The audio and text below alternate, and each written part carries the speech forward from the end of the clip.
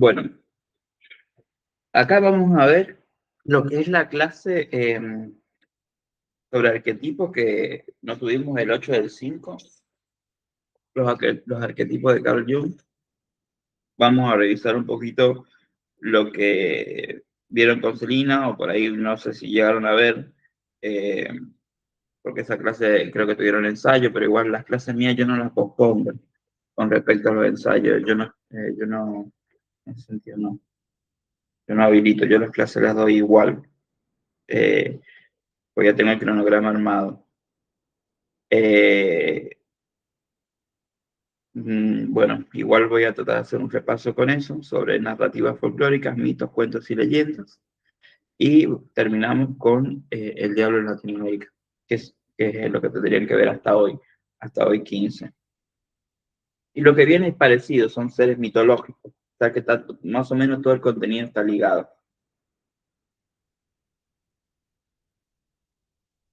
Que es parte de lo que estudia el folclore en sus inicios. Esto es lo que podemos llamar en la unidad literatura folclórica o folclore literario. ¿Sí? En esta cuestión del folclore y la literatura, vamos a encontrarnos con este tipo de cuestiones. Hay un arquetipo que habíamos visto, hay un paradigma de folclore que era el de Martha Blach. Cuando trabajamos con el contenido de Martha Blach, vemos que ella empieza a plantear el folclore a través de estructuras mentales. Esas estructuras mentales, es decir, empieza a estudiar cómo a través de la mente se va conformando muchas cuestiones sobre los estereotipos o los arquetipos en el folclore. Entonces, uno de los lineamientos principales de cómo surge el folclore como disciplina, que surge en Inglaterra con William John Thompson. Después de la guerra mundial, después de la guerra que va a tener Inglaterra, eh, se empieza a tratar de recuperar todas estas cosas que la guerra había perdido y tratar de que no queden en el olvido. Entonces, al tratar de recuperar esto, se crea la palabra folclore con William John Thompson en 1846 en la revista El Ateneo de Londres. Siguiendo este paradigma, los hermanos Grimm empiezan a recopilar cuentos, ¿sí? Y en estos cuentos que recopilan el cuento de la Caperucita Roja, Hansel y Gretel, el lobo feroz, el hombre lobo. ¿Sí? Son cuentos que son ya universales porque de alguna manera han ido pasando distintas generaciones y luego a través de la conquista, estos cuentos se han quedado acá, ¿sí? A través de la literatura, ¿sí? O a través de los mismos relatos orales. Un cuento clásico del folclore universal es el cuento de la Caperucita Roja, que lo han podido quizás escuchar a través de relatos orales, no solamente en instituciones educativas como la escuela o en medios audiovisuales, como la televisión, ¿no? Después hay otro cuento que por ahí no es tan común, que quizás se ve más en la televisión o se ve más en instituciones educativas, que es el de Hansel y Gretel, ¿sí? Que fue hasta representado por los Simpsons, ¿no? Bueno, ustedes tenían para leer un texto de este libro que era que acá habla sobre la sombra del licántropo. El título de la sombra del licántropo hace referencia a uno de los arquetipos de los que habla Carl Jung. En ese sentido, yo les he dejado un podcast como para que ustedes puedan revisar un poquito más sobre qué habla el libro, sobre qué habla este capítulo nada más, sobre la sombra del licántropo. Igual, a modo de estudio, lo que me interesaría, ustedes tienen que saber qué es el licántropo, cuáles son las características del hombre lobo, que es el séptimo hijo varón, ¿sí? De una familia, que para romper la maldición lo apadrina el presidente, o lo pueden matar con una bala de plata. Bueno, esa es una de las características principales, que la maldición a veces también se cura pasando por debajo de las piernas de otro hombre, de atrás hacia adelante, ¿sí? Como simbolizando un parto, pero en realidad que pasa por debajo de las piernas, le deja la maldición al hombre que está parado. Bueno, uno de los primeros arquetipos que tenemos es el ánimos. El ánimo es la representación masculina, ¿sí?, del inconsciente. El animus y el ánima son dos arquetipos distintos. Cuando pensamos en el ánima, es la representación femenina, y cuando pensamos en el animus, es la representación masculina de un arquetipo. Voy a ir directamente a los ejemplos para que me puedan entender. El ánima, podemos tener un ejemplo de lo que es la Virgen María, ¿sí? Son ese inconsciente de Dios o de mujer, pero a nivel superior, que está representado con lo femenino. Y el animus, ese inconsciente que una sociedad, un colectivo, representa a través de lo masculino, como puede ser Jesús, como puede ser el Buda, o como puede ser el mismo diablo. ¿Sí? Son las categorías o las construcciones mentales que crea una sociedad. O, por ejemplo, el mismo Gaucho, hablando de inconscientes masculinos. Son las formas masculinas de las representaciones. Entonces, por ejemplo, cuando pensamos en una virgen, y acá vamos a trabajar mucho el inconsciente, cuando pensamos en una virgen no pensamos en una mujer petiza, gorda y con las testas caídas, ¿sí? Comúnmente se piensa en una mujer un poco más delgada, más blanca, y tiene un manto. Comúnmente es el estereotipo de la virgen que tenemos, pero en realidad la primera virgen que nombré, petiza, con las tetas hasta el estómago, son las Venus sumerias, son antiguas mujeres vírgenes de los templos sumerios. Lo que tenemos en nuestra mente al momento de pensar en una virgen son esas vírgenes que vienen del griego, esas Venus griegas, que luego son representadas a través del artista, como por ejemplo Miguel Ángel, va a representar con esa Venus griega lo que es la imagen de la Virgen María. Que luego esa imagen se va a expandir por varios lugares. En lo masculino va a pasar lo mismo. O sea, sabemos que Jesús, que nace en Oriente, ¿sí?, en lo que hoy es Palestina, las características fenotípicas o físicas nos permiten pensar que es una persona quizás un poco más petiza, no tan delgada, y morocha, de piel oscura. Pero sin embargo, la representación que hace Miguel Ángel, que es la más conocida de Jesús, es una persona de ojos de color, blanca y con el pelo castaño claro y largo, ¿sí? Pero esa representación no es que Jesús haya sido así, porque no hay documentaciones de cómo fue Jesús, ¿sí? Hay injerencias científicas que dicen, bueno, las características de esta persona son de esta manera, entonces posiblemente Jesús haya sido de esta manera. Cuando Miguel Ángel pinta a Jesús, pinta a una persona de su sociedad europea, ¿sí? Entonces, la figura de Miguel Ángel es aceptada por el Vaticano y por todos los cleros, que empieza a difundirse esa imagen de Jesús y queda como en el inconsciente colectivo cada vez que alguien hace, no sé, un vía crucis, buscan un flaquito de pelo largo. Una representación de Jesús y buscan un flaco pelo largo y ya ese tiene pinta de Jesús. Pero ni sabemos si Jesús fue así. Pero ¿qué pasa? Que esa imagen de Jesús está en nuestro inconsciente colectivo, diría Carl Jung. ¿Y qué tiene que ver esto con el folclore y todo? Que así representamos nuestros imaginarios folclóricos. Dentro de estas cuestiones folclóricas, que siempre participan en los barrios, en las celebraciones rituales, por ejemplo, los Vía Crucis, los Belén, hay imágenes de Jesús específicas y se buscan personajes que sean similares a esa imagen que tenemos en nuestro inconsciente colectivo. Si nosotros ponemos otro tipo de Jesús en esas representaciones escénicas, por ejemplo, la gente como que dice, eso no es Jesús, como si hubiese conocido a Jesús, ¿sí? Bueno, ese es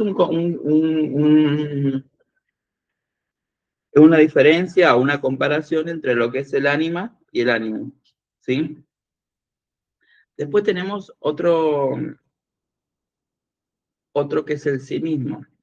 En el sí mismo, que lo pueden leer en la página 234, yo les puse algo así. El arquetipo de sí mismo en la teoría de Carl Jung es considerado el centro de la personalidad total, representando la totalidad de la psiquis y actuando como un símbolo de integración y de realización personal. Este arquetipo es visto como el último paso en el proceso de individualización, donde el individuo alcanza el entendimiento completo en sí mismo, integrando todas las otras partes de su psiquis, incluyendo los arquetipos del inconsciente colectivo. A través de mitos, leyendas y tradiciones, el folclore refleja los valores, las creencias, las aspiraciones más profundas de una comunidad.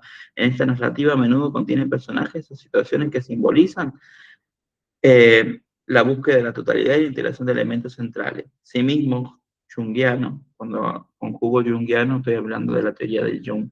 ¿Sí?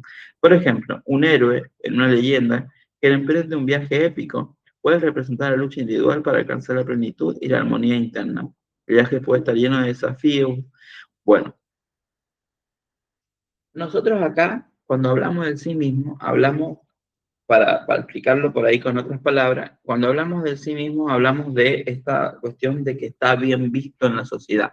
Cómo yo me muestro en la sociedad y esta es mi personalidad, pero es la personalidad que quiero que la sociedad acepte.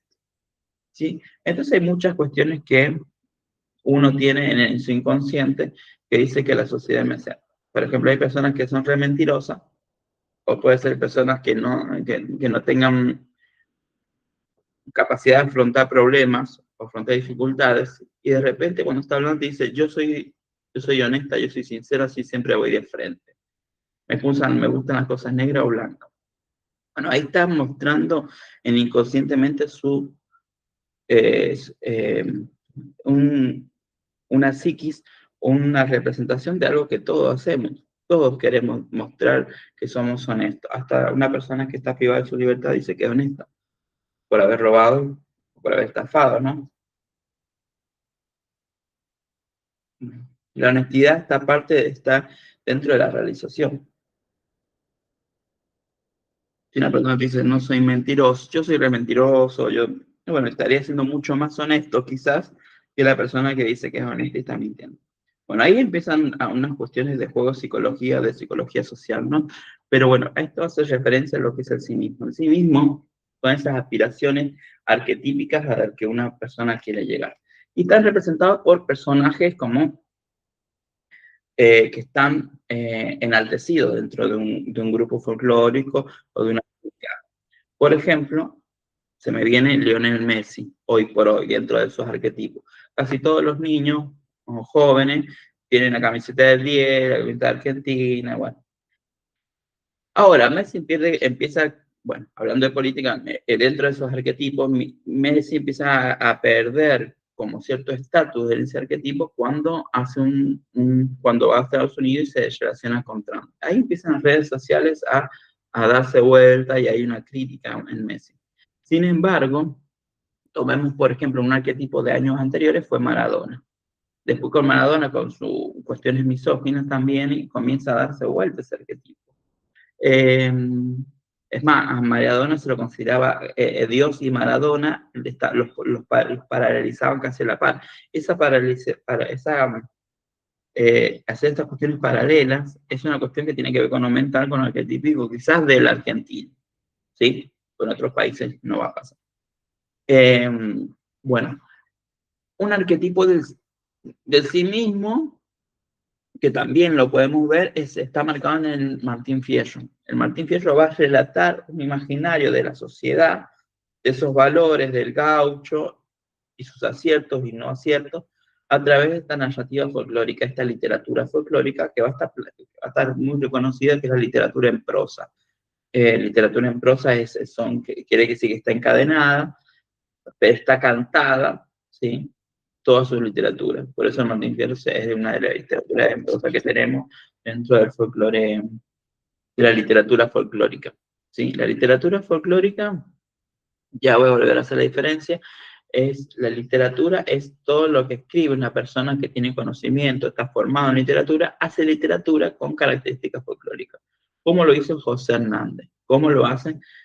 No sé, lo hizo Teresa Parodi, lo van a hacer muchos músicos. Ahora, folclore literario es todo ese relato mítico, el cuento o las canciones que van a surgir desde el pueblo, ¿sí? Que no tiene comúnmente autor o tiene autores colectivos, que son autores del pueblo. Ese es el folclore literario, a diferencia de la literatura folclórica. Bueno, dentro de sí mismo podemos tener estos personajes, estos héroes que van a surgir. Y siempre en este inconsciente colectivo buscan estos héroes. Comúnmente estos héroes están muy marcados también en la política. La política argentina estuvo muy marcada de héroes, ¿no? Entonces tenemos, por ejemplo, para los libertarios, tienen a un a una persona que, bueno, a Milei, que lo siguen mucho, los peronistas, eh, bueno, como héroe principal de la doctrina peronista, Perón y Evita, el partido de izquierda el Che Guevara, ¿no? Los partidos radicales,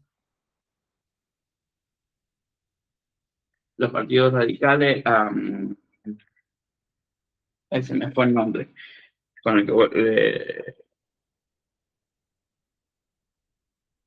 bueno,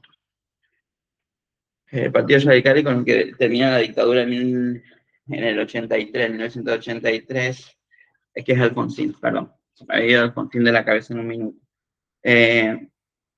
Bueno, esos son arquetipos, ¿sí? Que van formando pequeños grupos, porque ya son grupos, ya no representan quizá una sociedad completa, sino que hay grupos políticos que tienen sí o sí una necesidad de líder. Bueno, esos son también lo que llama Carl Jung los arquetipos. Van viendo que de nuestro inconsciente tenemos distintos arquetipos que quizás no lo hemos analizado tan profundo, pero en nuestro folclore tenemos estos arquetipos. Por otro lado, tenemos el arquetipo de la sombra, que es el texto principal que hemos trabajado, porque era por ahí el más difícil de entender, entonces lo hemos desarrollado un poco más en el texto, que es la sombra del licántropo.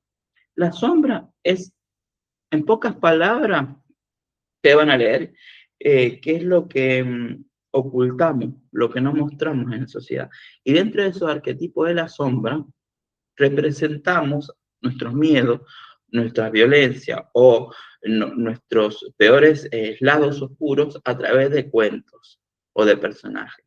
Por ejemplo, una persona que es asesina y no se sabe quién fue el que mató a esa persona, una persona que viola a otra persona, ¿sí?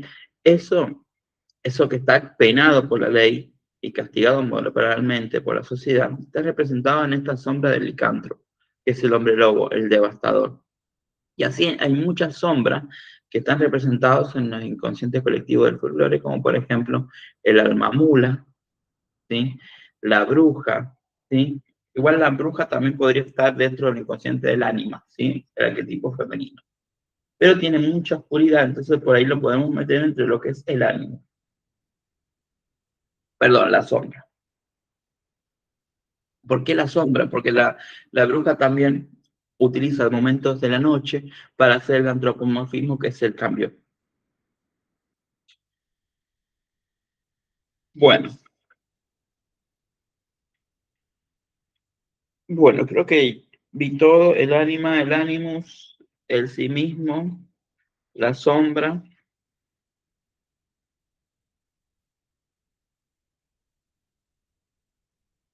Sí, acá tienen, por ejemplo, el ejemplo de la Pachamama. Me faltó la persona, ¿sí?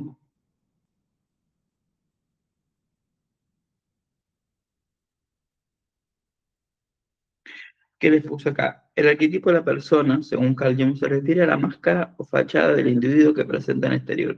Es una parte vertiente del inconsciente que elegimos compartir con los demás, especialmente en contextos sociales o públicos. En otras redes, bueno, a ver, lo voy a explicar mejor en mis palabras. Cuando hablamos con la persona, cuando hablamos del estereotipo de la persona, es parecido al sí mismo. Acá voy a tratar de diferenciar los dos. El sí mismo es todo lo que está bien en la sociedad. Y la persona es solamente lo que yo quiero mostrar. Si habíamos dicho que el sí mismo es todo lo que está bien y se representa a través de un héroe. La persona ya es específicamente mi personalidad, pero que está construida socialmente. Hago un silencio acá porque necesito que entiendan esta construcción social de la persona. ¿Cómo es, cómo voy a ser yo? Está delimitado por toda la sociedad que me va a decir cómo voy a ser yo. Y esto está muy marcado por la familia, ¿sí? A veces hay personas, voy a poner casos, por ejemplo, de dos extremos. Hay chicas que son muy extrovertidas y hay chicas que son muy introvertidas. Eso se va dando porque también el contexto familiar, la violencia o la no violencia va afectando esa psiquis, ese comportamiento y va generando. El linaje familiar de cómo es mi abuela, cómo es mi mamá, en la familia va conformando también ese patrón de cómo voy a ser como persona.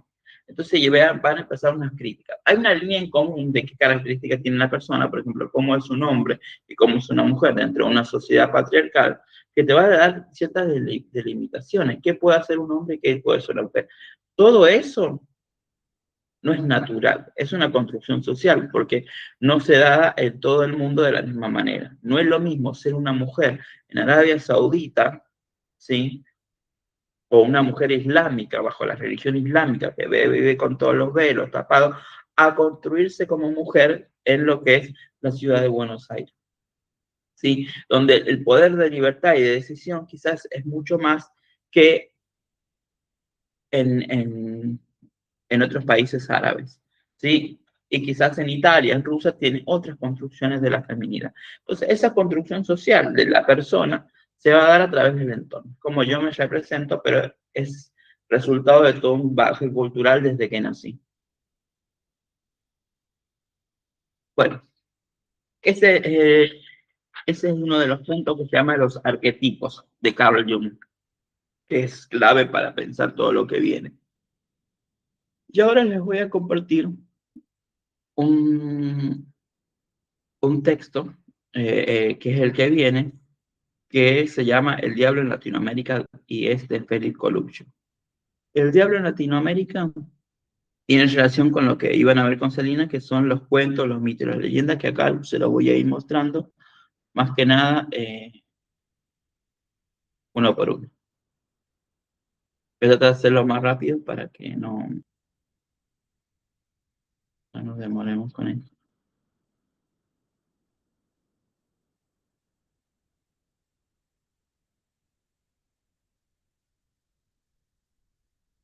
Es Iberoamérica, perdón, no Latinoamérica. Pasa que el concepto de Iberoamérica ya no se usa, pero bueno, cuando escribió Coluccio todavía estaban utilizando el concepto de Iberoamérica. El concepto de Latinoamérica es muy temprano, hace unos 10 años que se empezó a usar, y el de Félix Coluccio es más viejo.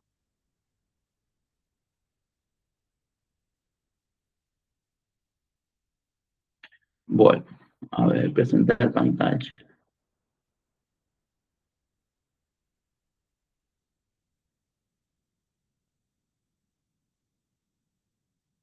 Perfecto. Dice, el título del libro se llama El Diablo en la tradición oral de Latinoamérica por Félix Coluccio, ¿sí? Y Marta Coluccio, pero es el Iberoamérica. Bueno, seres endemoniados en Argentina. Este texto vamos a enfocarnos en esta literatura folclórica, sí, el folclore literario, pero específicamente en una línea de la literatura que es los demonios eh, en esta construcción de los arquetipos. ¿Por qué vemos a Coluccio? Porque es como es el ejemplo de todo lo que vamos a ver de la literatura folclórica, de los mitos, las leyendas, ¿no? ¿Qué dice? En todo continente americano ha proliferado la fauna terrorífica, diabólica o demoníaca. Dice que ninguno es el diablo, sino que dice que son intermediarios. Son criaturas creadas por la superstición. Son crueles, sanguinarias, con fuerza superior, y no hay arma que los destruya. No hay arma, pero sí hay algunas cuestiones que tenemos que hacer para poder destruir esos seres dentro de ese imaginario, ¿no? Cuando dice que ninguno es el diablo, dice que identifica dos cuestiones. Que uno hace la astucia para ofrecer riquezas a las almas que lo pactan, y otro retrocede al pronunciar el nombre de Dios o señalar la cruz. Estas dos cuestiones es que te ofrezco, pero tengo miedo. Es muy parecido a lo que pasa con el vampiro, ¿sí? Con los vampiros. Entonces casi toda la misma literatura, casi todos los relatos tienen cuestiones en comunes, ¿sí? El temor de Dios, o que aparecen en la noche o aparecen en la siesta. ¿Por qué hablamos de que aparecen en la noche o en la siesta? Porque son los momentos donde las personas está más débil, ¿sí? Donde la persona ya, su energía vital baja, como puede ser en la noche, como puede ser en la siesta, son las horas de descanso, son las horas que hay menos gente activa y es donde los seres endemoniados pueden trabajar con mayor facilidad. Bueno, es lo mismo que estaba explicando recién, aparece en la noche o en la siesta. Y acá identifica dos lugares en la tierra o en el agua, como poblados, selvas, montes, o en el agua, en los ríos, lagos y mares. Bueno, acá tenemos algunos ejemplos que vamos a ir desarrollando. Uno es el basilisco. El basilisco, del huevo de la gallina, el huevito chiquito, nace un bicho, que puede ser una araña, un mismo pollito, una serpiente, algo chiquito, que después se puede hacer más grande, pero comúnmente en el relato folclórico argentino no se hace tan grande como, por ejemplo, en la literatura inglesa, que aparece el basilisco, por ejemplo, en la Cámara del Secreto de Harry Potter, es enorme el basilisco. Pero el basilisco en la literatura argentina, en el folclore literario, te ve y te puede matar, ¿sí? Con solamente mirarte. Entonces, ¿qué tienes que hacer? Es poner un espejo al basilisco para que se mire y se mate a sí mismo, ¿sí?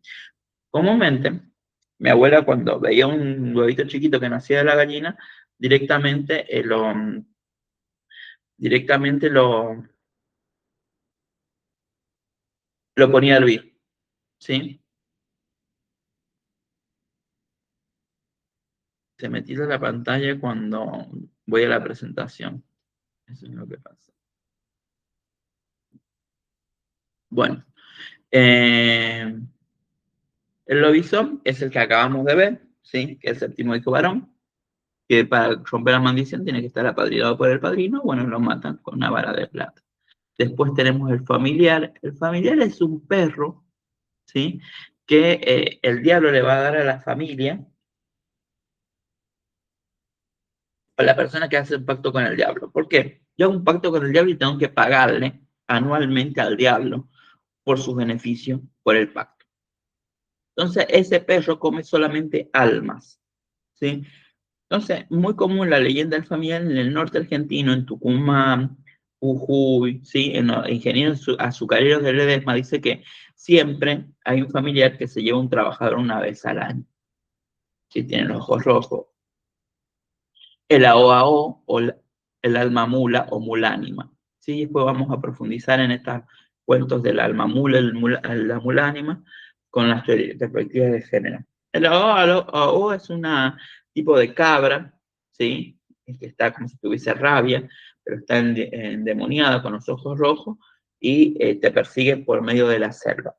Este tipo cabra oveja, ¿sí? Mal formada, la única forma de alejarte es subiéndote a una palmera, porque dice que en la palmera fue con lo que se recibió a Jesús en eh, cuando cuando recibe a Jesús en Sinaí y está bendecida, ¿no?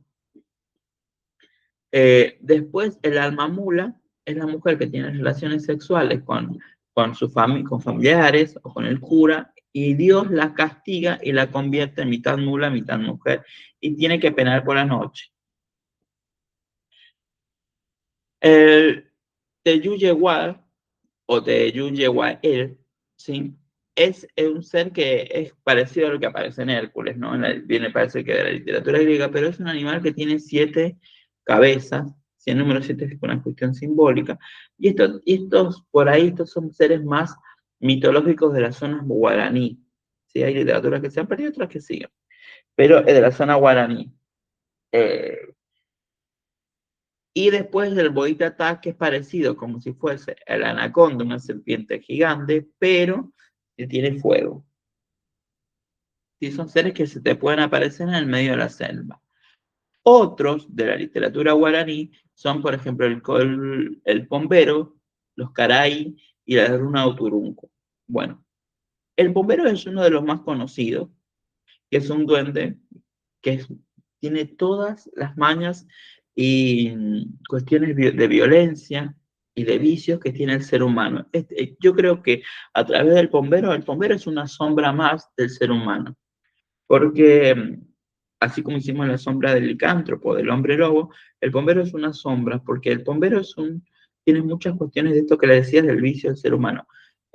Viola, roba, fuma y toma, ¿sí?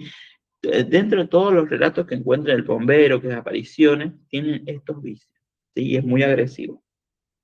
Los caraí son una familia de duendes también con los mismos vicios, pero que son similares al bombero. Es una variante de la misma leyenda del bombero, pero que ya incluye más familias, más duendes chicos, más grandes, mujeres, duendes y así.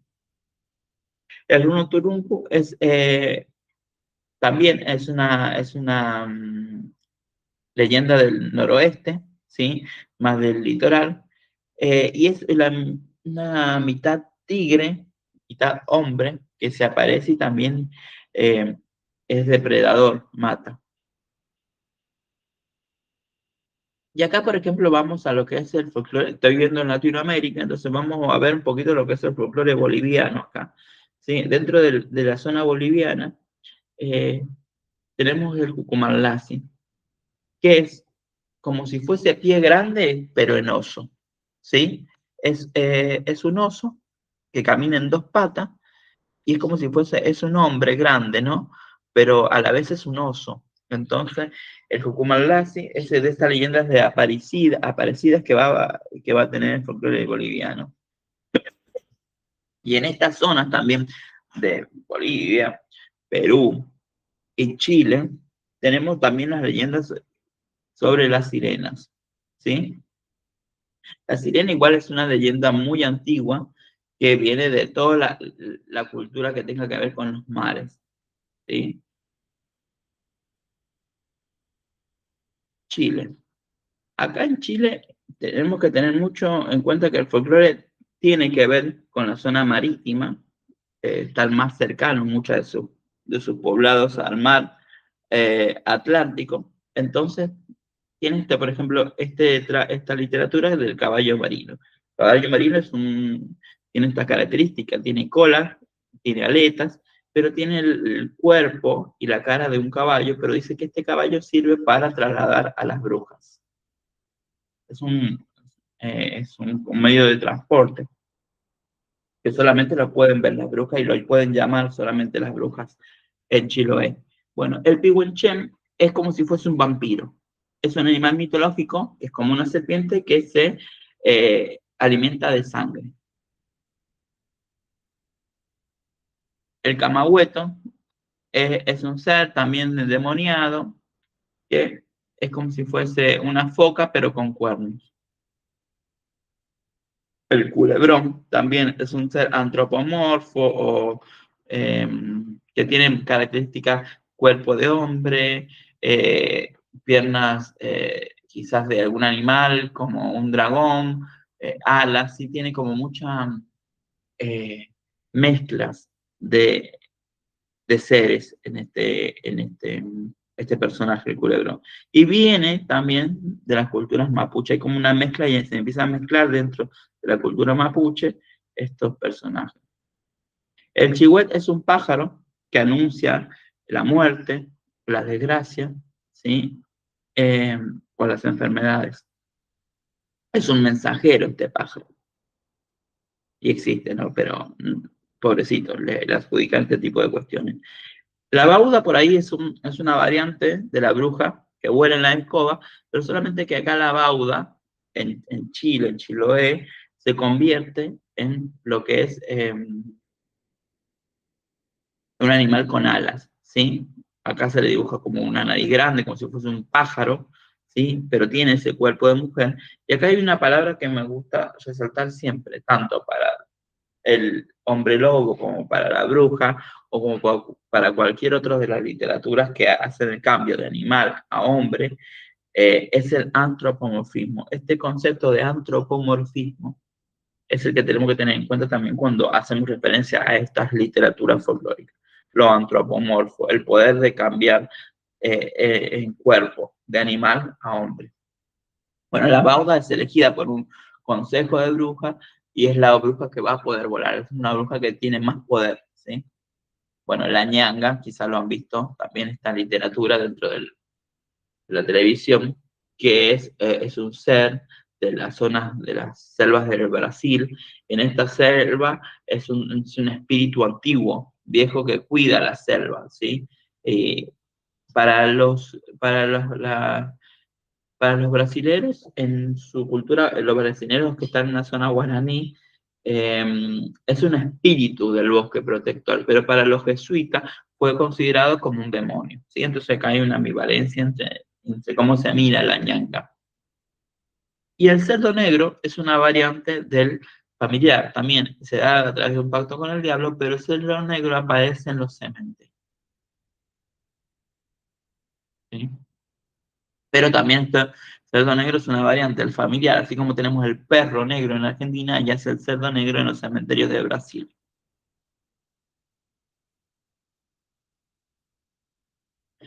Bueno, el Minacao es la anaconda, es la leyenda de la serpiente gigante, y este tipo de leyenda también la podemos ver en Inglaterra como el monstruo del lago Ness, ¿sí? O en la Patagonia hay una leyenda similar, como parecía el negocio del lago Ness, como que son leyendas que aparecen en la laguna, en los ríos, ¿sí? El tío, acá estoy en una foto dentro de unas minas potosinas en Bolivia. Bueno, el tío, si ven la foto al final, es un demonio, es un diablo, un cuerno, representado con un cuerno, todo, pero tiene el pene, tiene un pene largo, prominente, que significa la masculinidad y la fecundidad, ¿sí?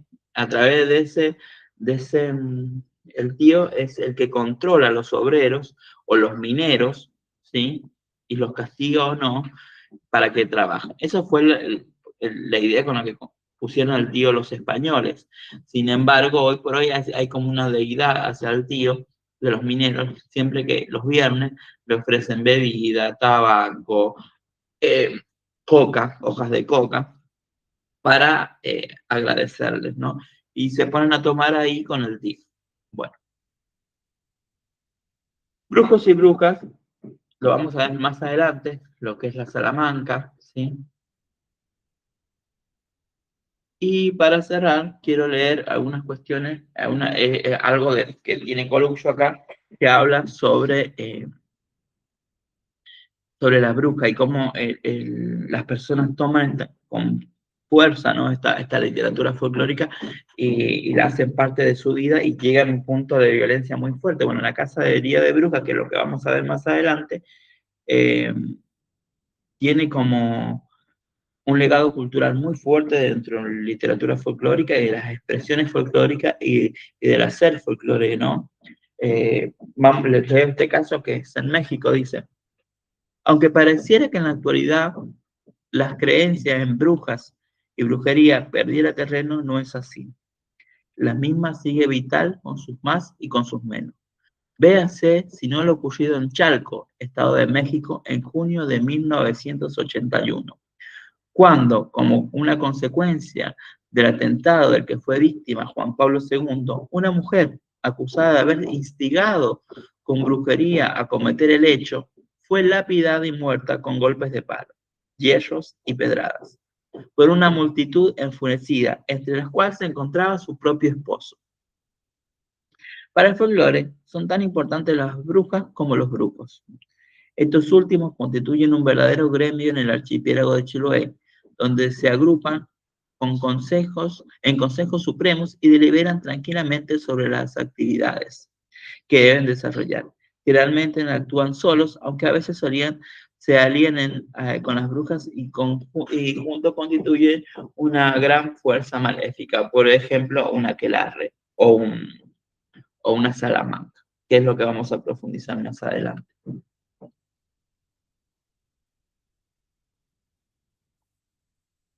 Bueno,